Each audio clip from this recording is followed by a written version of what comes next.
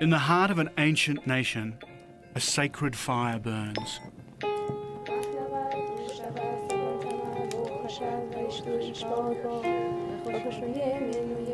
It hasn't been extinguished for over 2,000 years.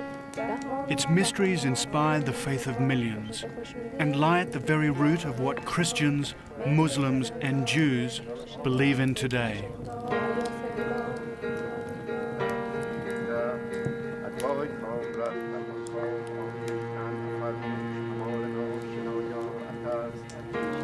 If I am to find it, I'll have to set out on a 2,500-mile journey, a journey which takes me behind a lifting veil of Islamic fundamentalism, to a place where time and history began.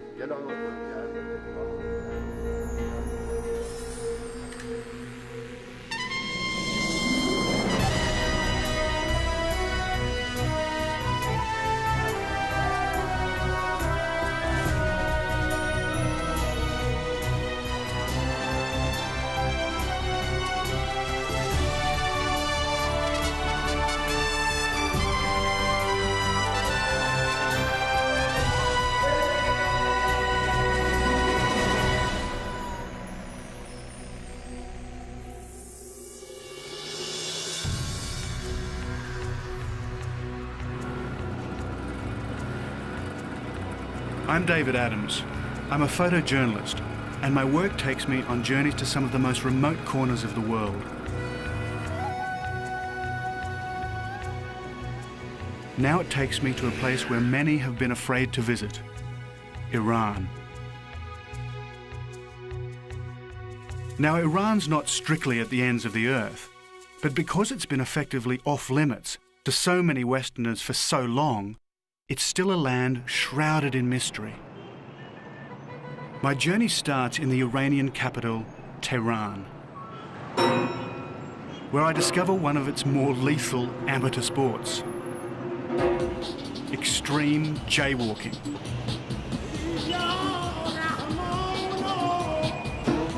Well, into the Valley of Death.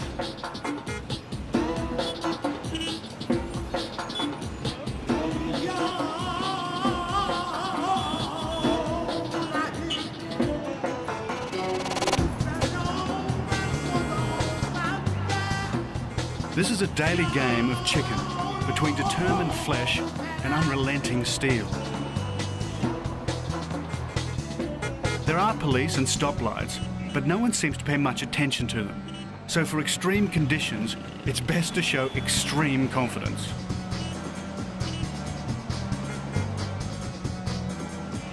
No, don't try that at home. God. Finding myself still alive, I go and see the sights and discover that some Western visitors are still unwelcome.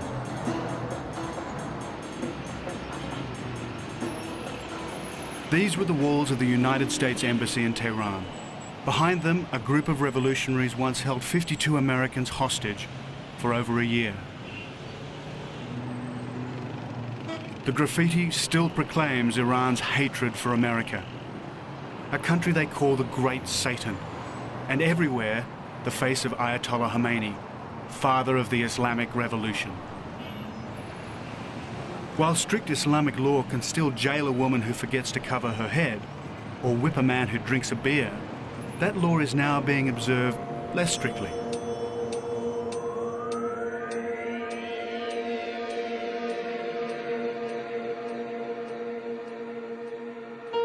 The old Iran is re-emerging from behind the fundamentalist veil. An ancient land with roots reaching right back to the beginning of time. Centuries before Jesus, a man was born here whose genius still shapes our world. His name was Zarathustra. We call him Zoroaster.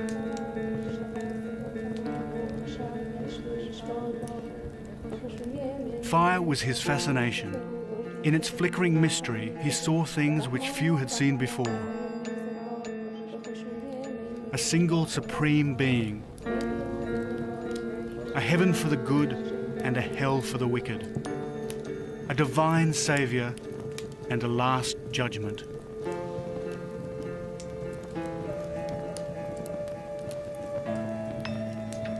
Jews and Christians have long embraced versions of these beliefs, beliefs which are still at the centre of our civilization today. So for me, this is as much a spiritual journey as a physical one, as I head into Iran's remotest corners in my search for Zoroaster's eternal flame. My route takes me northwest into the Elbrus, a long finger of mountains on the southern shores of the Caspian Sea. Here, I hope to catch a bus deeper into the mountains.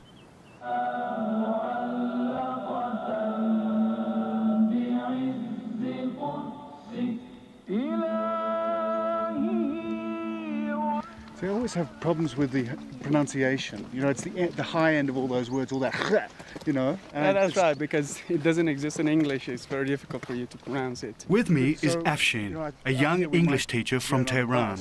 But so how do I say, what time does the bus go? K otobus mire.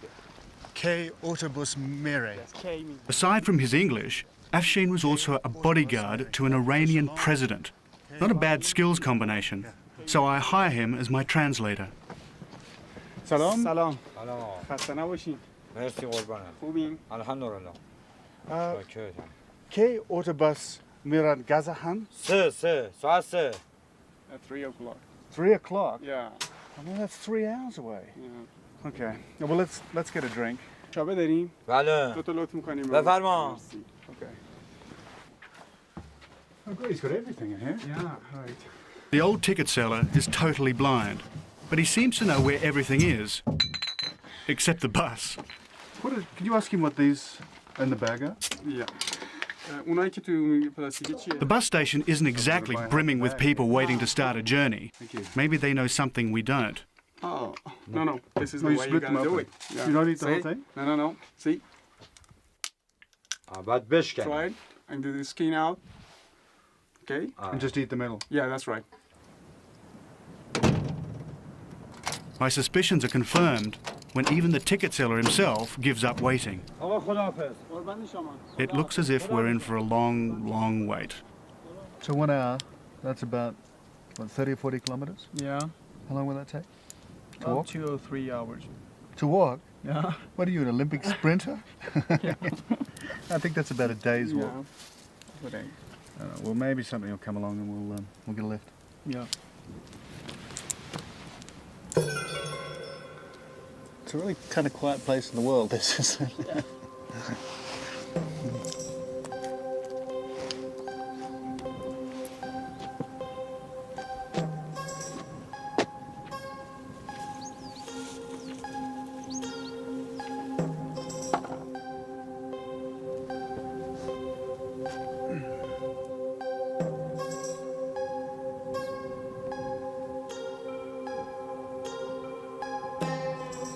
We're stuck in the middle of nowhere, an Islamic revolutionary nowhere.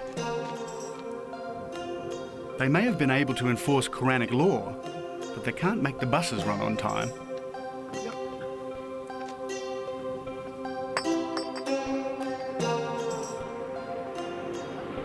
Then, just as we're ready to give up hope, the mountains ring with the sweet sound of our salvation.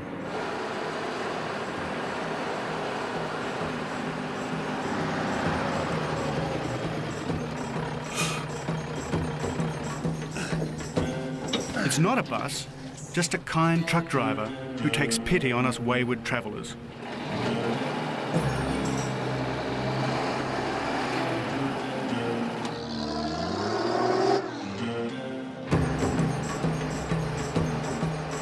This is great down here. The back of his truck is hardly luxurious, but at least we're mobile again. Yeah, this is great. Here we get out.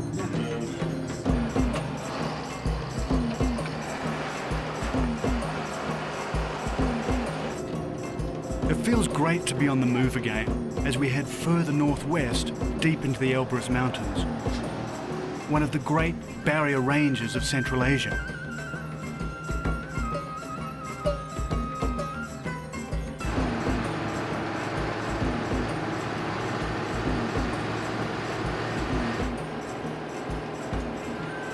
Some of these peaks are over 10,000 feet high, That's 3,000 metres.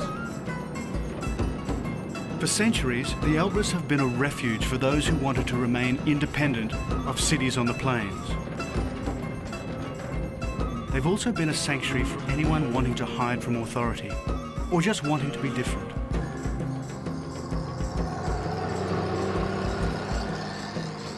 And these mountains have also been a place from which to plot mayhem. My journey's about to take me into the lair of the assassins and the fortress of a very dangerous man.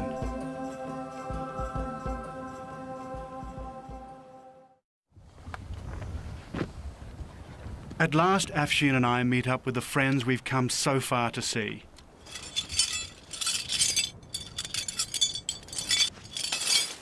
While Reza is an expert mountaineer, his mentor, Aziz, is a legend. One of only 4 Iranians who've conquered Mount Everest. What better people to have for my next mission? Gear checked and packed, we set off for the place whose name means eagle's teaching, Alamut.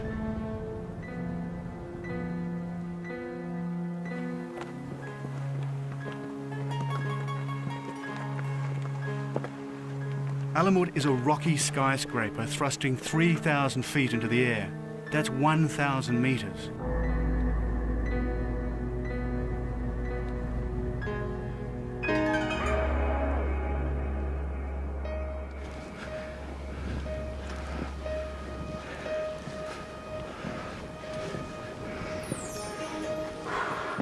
Maybe it's just the extraordinary shape. But as you toil up its slopes, you begin to understand why some people believe that certain spots on Earth possess uncanny powers.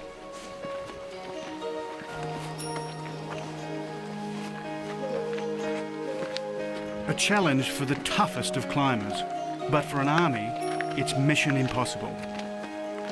If you're looking for a natural fortress, Alamut is it. This is quite a tough climb. But in the Middle Ages, anybody travelling in these mountains would have found it a lot tougher because they would have been wearing full body armour. Because the man who lived on the top of this mountain was the most feared in all the Middle East and even beyond. His name was Hassan al-Sabah, the old man of the mountains. And from Alamut he launched a reign of terror. Back in the 12th century, the Turks ruled Iran and the Crusaders held Jerusalem. To battle these invaders, Hassan invented a new weapon.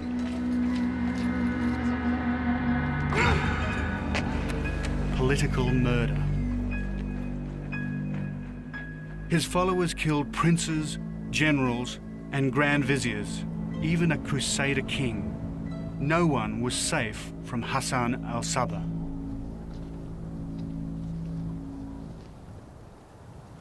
Tradition has it that he acquired such powers over his followers by drugging them with hashish.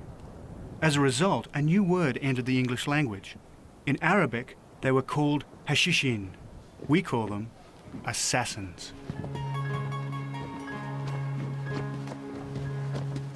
And there's another story. If Hassan al-Sabah wanted to impress a visitor, he had only to say the word, and fanatical assassins would leap from Alamut to their death on the rocks below. I thought I'd see what it was like.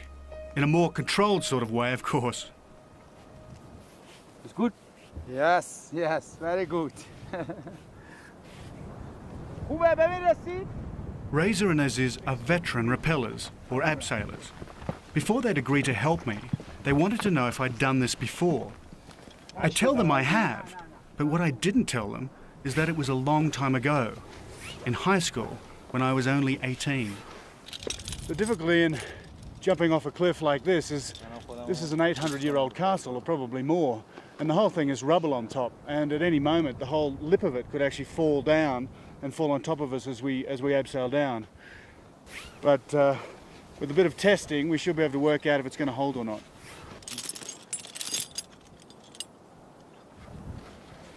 That's good. Ne. منم میذارم سر.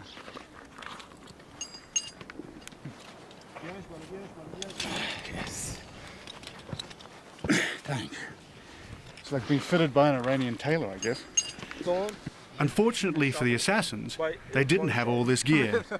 And thank God I've got Razor instead of Hassan al-Sabah. So he's happy for me to go now? Yeah, yes. You're happy to go? Yeah. Beautiful thing. Okay. It's always... Tomorrow. Don't you love Iranians? Let's go. Okay. Let's go. Yes, tomorrow. Good. Okay.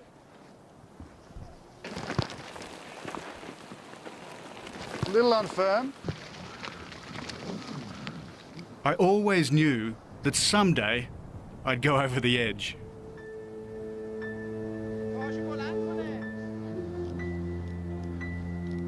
As I descend from Alamut, I must admit that thoughts of stoned assassins hurtling to their oblivion do pass through my mind. But of more concern are the stones from this crumbling fortress hurtling down by my head.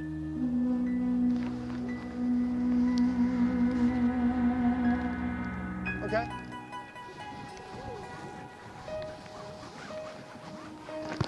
The thing about doing this is that it's somewhere between fear and absolute elation.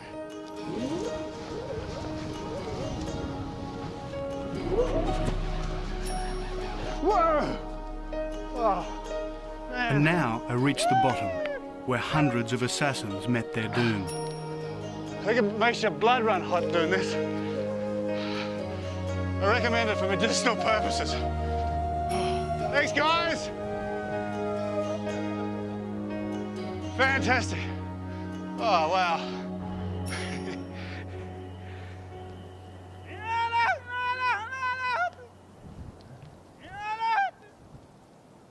That evening, we build a fire in a cave, from which it is said that Hassan al-Sabah once directed his campaigns of terror.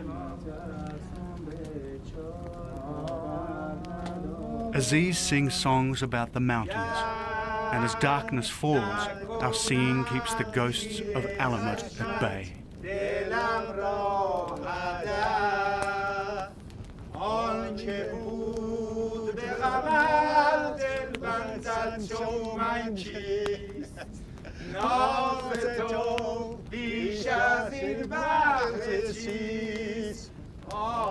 And as I gaze into the fire, I remember why I'm here.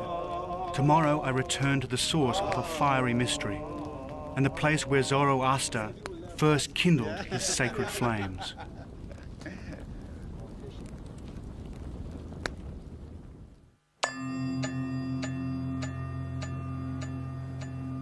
Further on into northwestern Iran, the snows from Central Asia sweep across the mountains as the winter temperatures plunge below zero. Now I head off alone, on a personal mission to a place called Takht Solomon, Solomon's throne.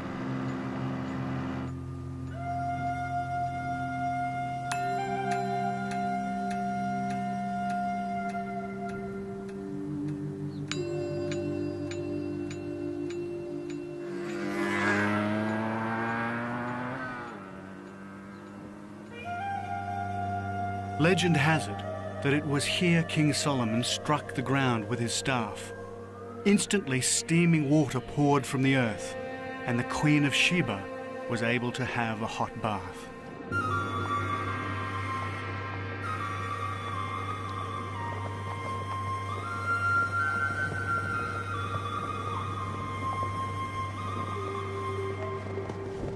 But there's another legend. Also beside this thermal lake, I find the ruins of a Zoroastrian temple. This is one of the places where the great mystic, Zoroaster, is supposed to have been born. In this pit, some of the most sacred fires of Zoroastrianism once burned. Eternal flames tended by priests called magis. Magic flames, for that's the source of the word magic. Flames never to be extinguished.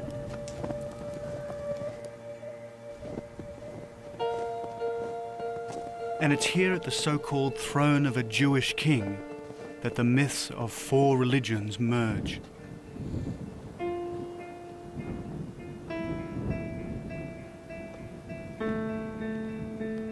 was from here 2,000 years ago that three magi set off in search of a newborn child, guided by a star. The star took them to Bethlehem. There they found a Christian son of God and a great prophet of Islam, Jesus.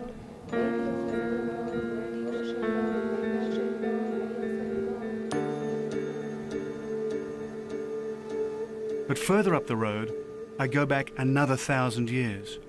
This is the biblical land of Nod, where Cain slew Abel. The further I travel, the further back in time I seem to go. To the beginning of time itself, in fact. For somewhere around here is supposed to be the place where time began. The Garden of Eden. But the facts don't seem to match my expectations. A glimpse of paradise, perhaps? A garden where Adam and Eve once frolicked in a perfect world? Not this barren, windswept wilderness. I feel disappointed, and then I drive round a corner and see this. Oh, wow, look at this village. It's a village carved from living rock, the home of the Iranian troglodytes. Eons ago, these bizarre conical shapes were formed by lava spewed from an erupting volcano. Here we are at Kandafan. And out of these rocks, they carved their homes, which is why it's called Kandavan. The word means the place that is dug. This is something out of Spielberg.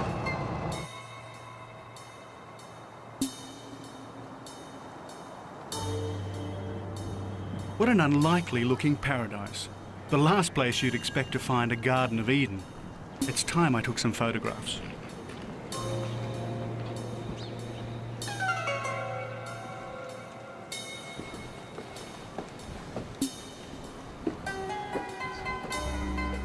It's pretty quiet in Kandavan. It's said that the river that feeds the Garden of Eden is supposed to flow through here. But I see no river, and I definitely see no garden.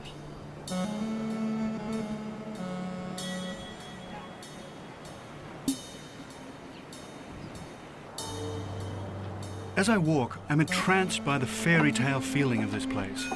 I'm told people came to Kandavan because there aren't any snakes here.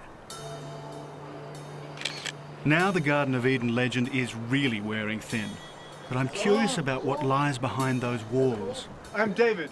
David, بفرما چایی. Thank you, yes. The Iranians are incredibly hospitable, and I'm constantly being invited into their private homes. Oh, this is your family. بله. اینجا هم طبقه بالاست. And that's how I come to meet Mr. Hashim. آره. اینم هاشم. When you were much younger. من هستم هاشم. آره. And this is Mecca? مکه بابا. Uh-huh. بابام. من نرفتم. بابام رفته. Okay. اینم بابا. Your father? مرد. He's gone away. Right. Okay. Thank you هاشم. That was great. What office? هی راستی. امشب بیا شام. مهمون ما. خونه ما. I don't understand. شام. Oh, dinner. آشوب. Yeah, that would be great. Okay. I think Mr. Hashim is Thank you. inviting me See to you. dinner. So that evening, I come back with my guide Afshin, پاییز. پاییز بیشتر میشه. and Mr. Hashim's laid on quite a feast. So how is this made? بفرما. He's invited some shepherds to meet me, Musa and Rahim. So it isn't long before the conversation gets around to sheep.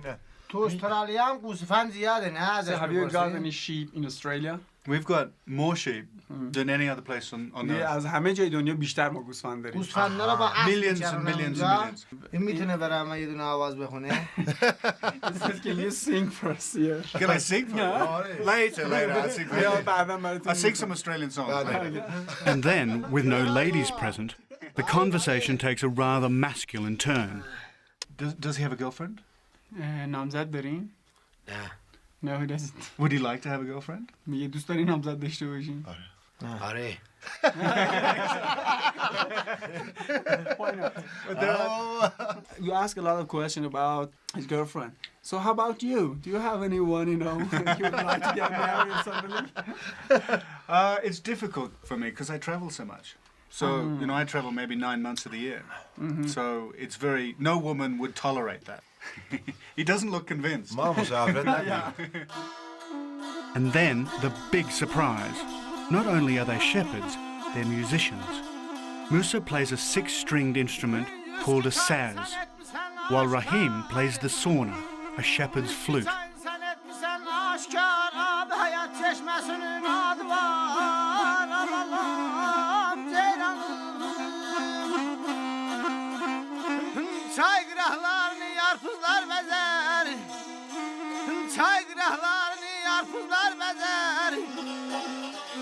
I never do learn exactly what they were singing. I wanted to ask when they'd finished, but they have other plans. Okay. Once Once a jolly swagman camped by a billabong under the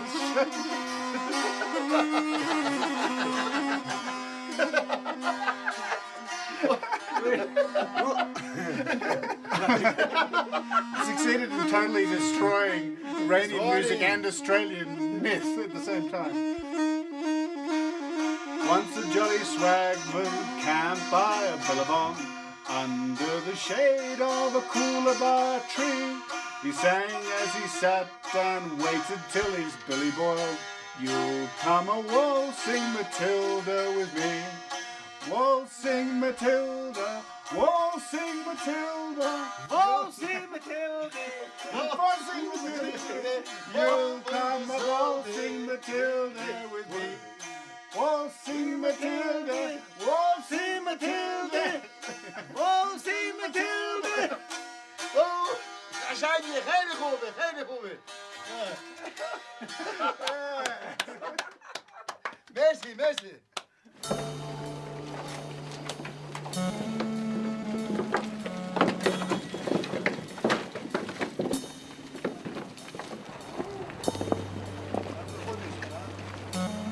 At sunrise, I'm up early, along with the rest of Kandavan, as flocks are driven out to pasture and people go about the business of another day.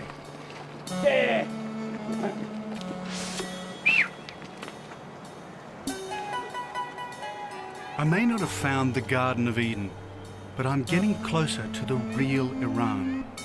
But if I want to explore deep into its spiritual soul, I must go further.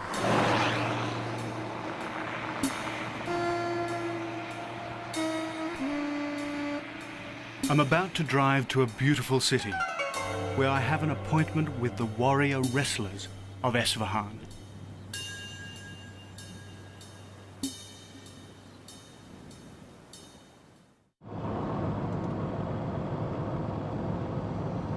I'm now heading south, through a country that has been well trodden by some of history's greatest men.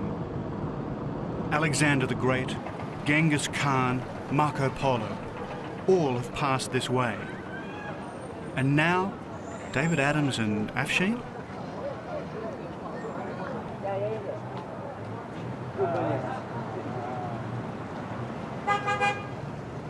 Yeah, our language is not Arabic. It's completely different with the Arabic language. It sounds very different. Yeah, it's completely different. But we use some of the Arabic words. Do you think it's a hard language to learn? No. It's very easy to learn, As we drive, Afshin does his best to teach me some of his own language, Farsi. So, what else would you like to know?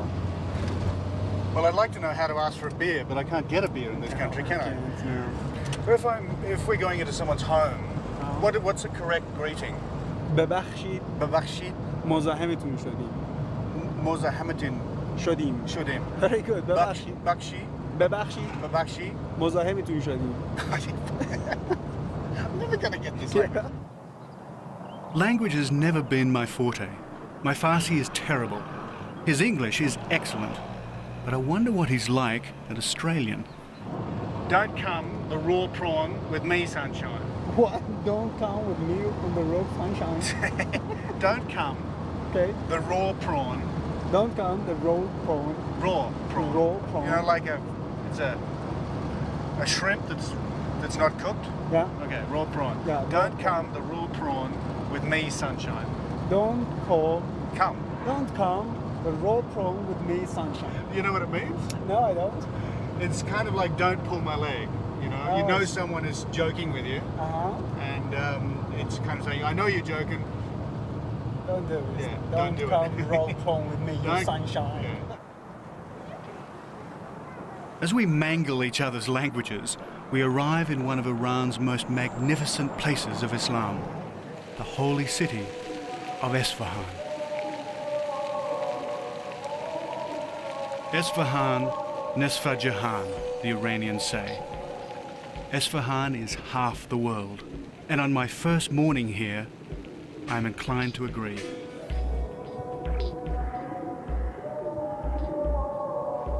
No other city in Iran compares with it, perhaps none in the whole Islamic world. It lies in the very heart of the country, and at the heart and soul of Iranian civilization.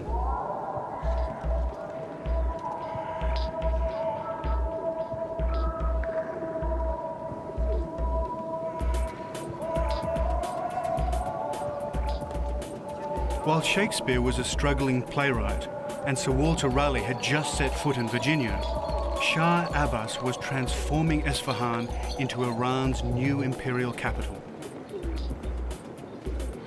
He designed it round a huge central square, still one of the largest squares in the world.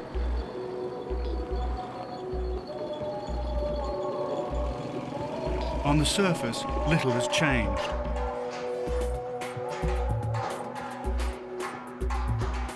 In its bazaars, artisans still beat out copper bowls, as they've done for centuries. In Esfahan, I say goodbye to Afshin. Bye. See ya. Bye. He must return to his English students in Tehran.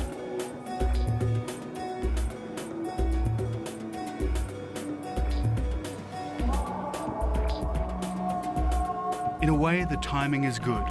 I want to experience Esfahan's greatest glory on my own.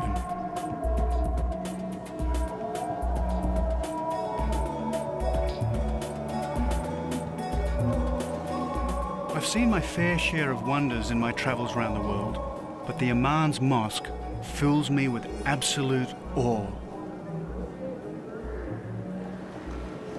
Completed in 1638, it took 26 years to build and remains one of the world's most perfect fusions of architecture and belief.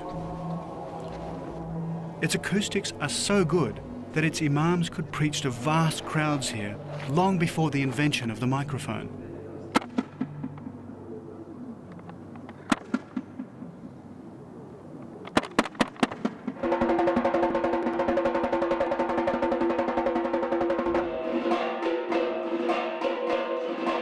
Welcome to the Zukana. The name means the House of Power.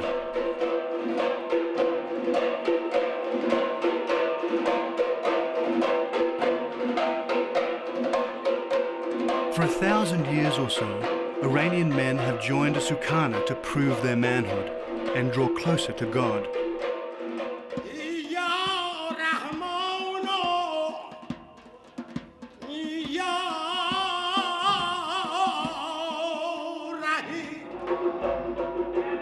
This isn't a gym. You just can't walk in and sign up. Happy hopefuls must spend at least a month watching, meditating, and deciding whether they're made of the right stuff.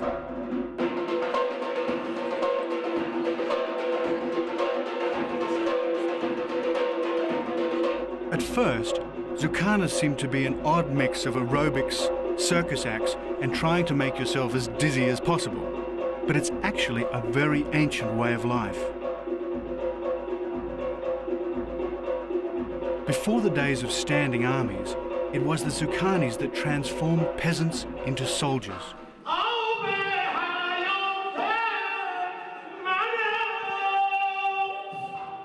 It's really an Islamic version of martial arts. Their trainer is also their spiritual leader.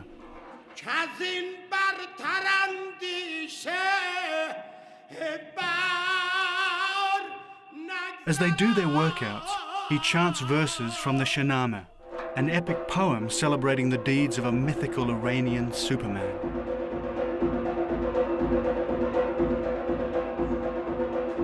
Finally, the spiritual climax. As the trainer beats out his hypnotic rhythm, they take turns at a feat made famous by Sufi mystics, the dance of the whirling dervishes.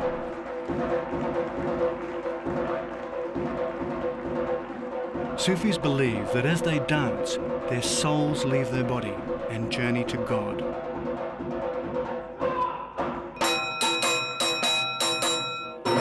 And what is all this building up to?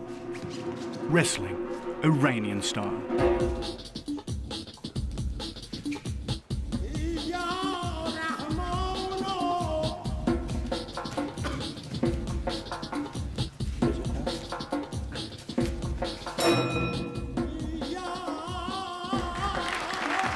Perhaps I've been watching too much wrestling on television, but after all the warm-up exercises, Iranian wrestling seems to be a bit of an anticlimax. That's until I'm handed these. I've never wrestled before. Yeah? Okay. The message is clear. This might be journeys to the ends of my life, I think.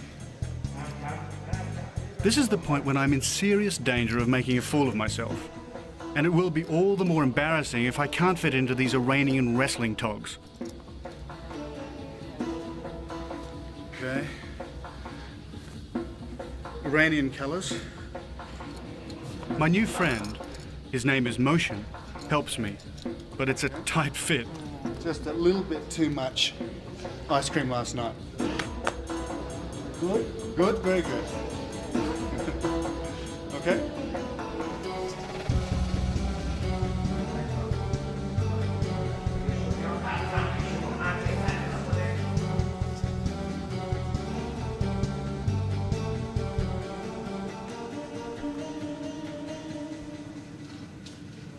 As we enter the ring, I pray that Motion won't be my opponent. But, of course, he is. This is waiting for death.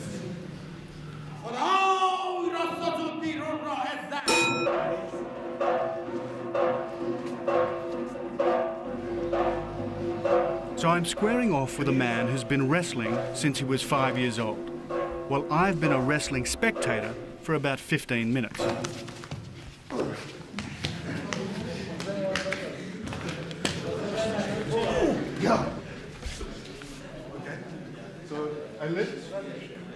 But for some inexplicable reason, I'm not rolling around on the floor. Maybe they don't want to embarrass me. This is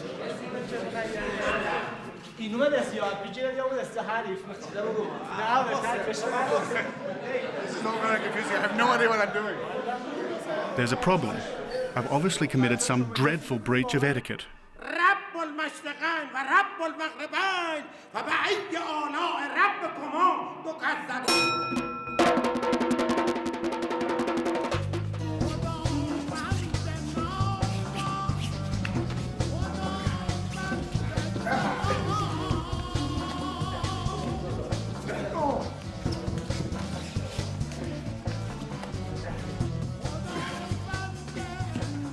But after only a few minutes up against one of Esfahan's wrestling champions, the referee literally throws in the towel and declares the match a draw.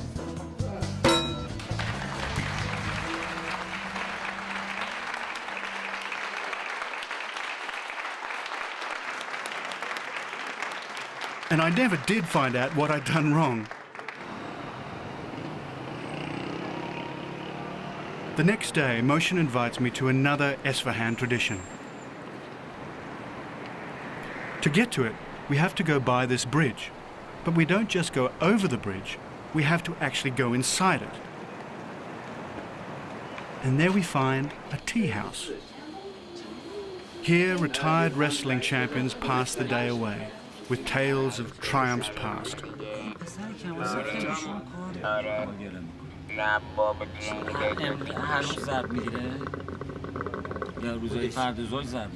What is the name? Gawa. Galgay. Makes you very strong. But I couldn't lift it, but you can do it very well. Okay. When our tea arrives, I discover that I have to learn to drink it all over again, Iranian style. And you swallow it? Or you keep it on your tongue?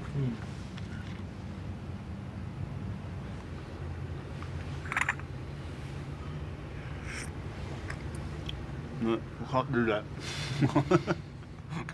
Then, just when I've mastered tea drinking, the dreaded hookah arrives. Oh dear, this looks lethal. I feel like the caterpillar in Alice in Wonderland. This is tobacco. Ooh, I don't smoke, you know.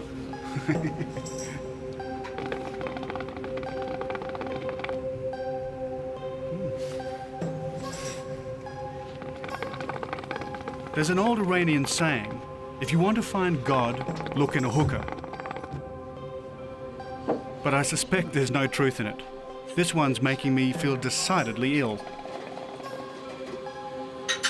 Oh, I'm starting to feel green.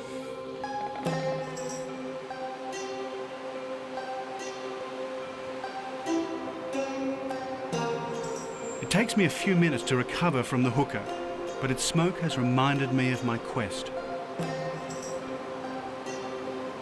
Before I leave Esfahan, I've got one more stop to make.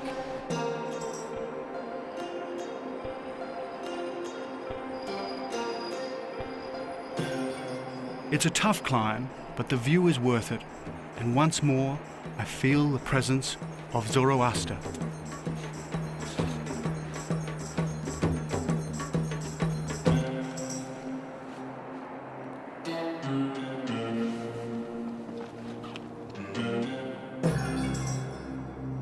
These are the ruins of an ancient temple, once more taking me back to a time that precedes Islam, where once the sacred flames burned. Tomorrow I set out for the source of that fire, a fire that hasn't been extinguished for thousands of years.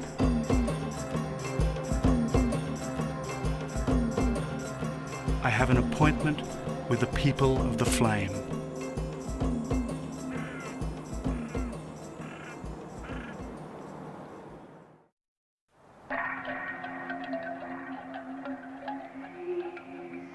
Further southeast of Esfahan, in the heart of Iran, are the ruins of Persepolis, ancient capital of the mighty Persian Empire. Persepolis is actually its Greek name. In ancient Farsi, it was called Parsa. And 2,400 years ago, Parsa had running water, an effective drainage system, and not to mention one of the world's greatest libraries. From here, you could send a letter to the ends of the earth. That was until Alexander the Great destroyed Parsa in the 3rd century BC.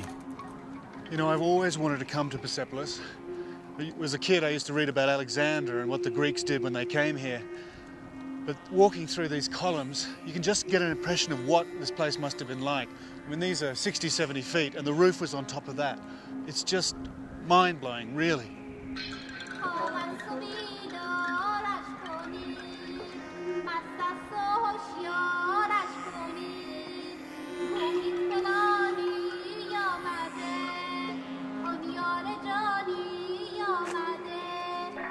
Persepolis, or Parsa, was also an important centre of the state belief, Zoroastrianism, which is the real reason I'm here.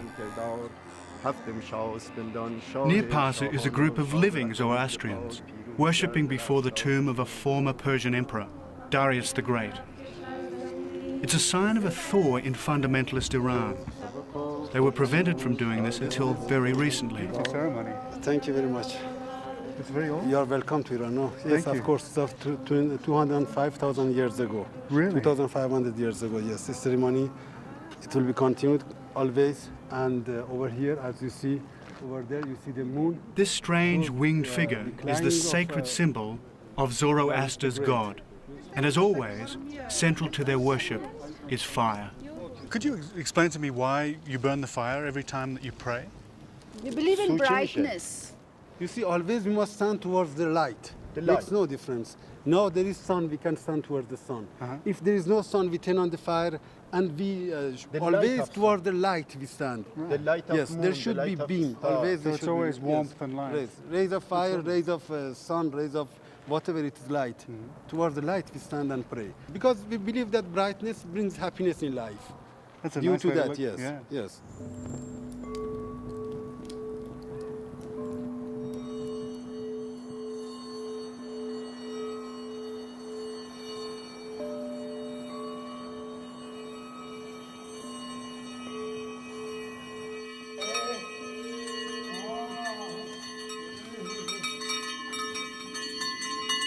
So at last I've found the people of the flame.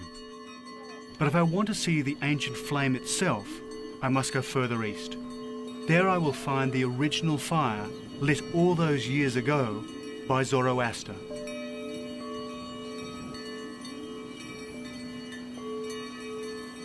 I want to travel through this country the way Marco Polo and the old silk traders did. It has to be by camel. My route takes me into the desert along the old Silk Route between China and the West, where great camel caravans once carried men's fortunes on their backs.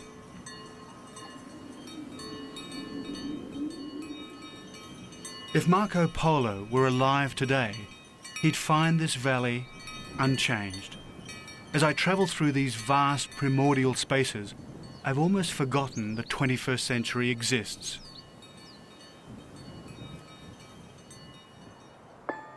And then I arrive at my destination.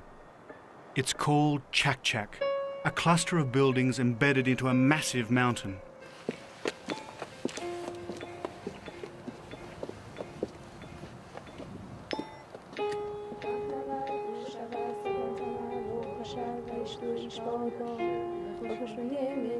This is the end of my journey.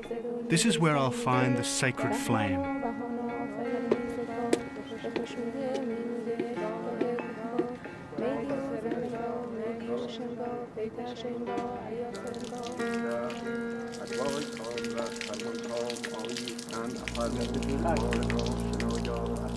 Chak Chak is one of the most important of all Zoroastrian shrines. Anyone entering it must be purified.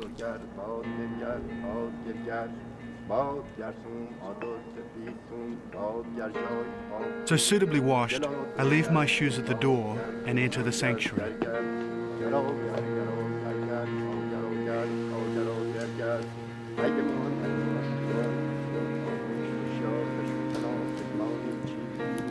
And there before me is the flame I've come all this way to see.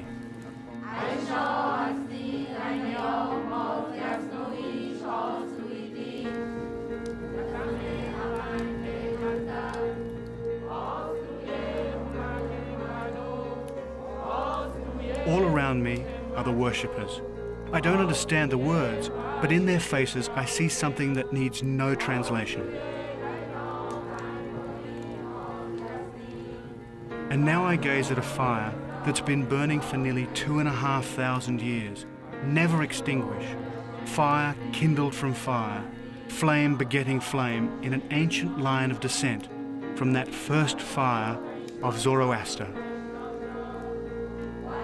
I'm staring at their gift of God.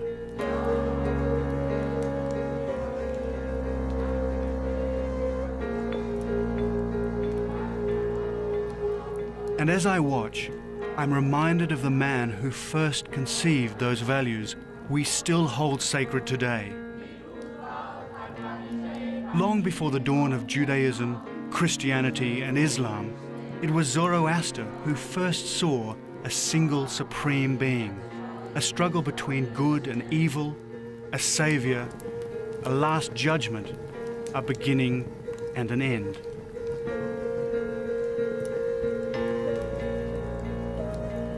And he saw it all in a flame, the flame into which I now gaze, a flame so eternal that it will burn until the ends of the earth.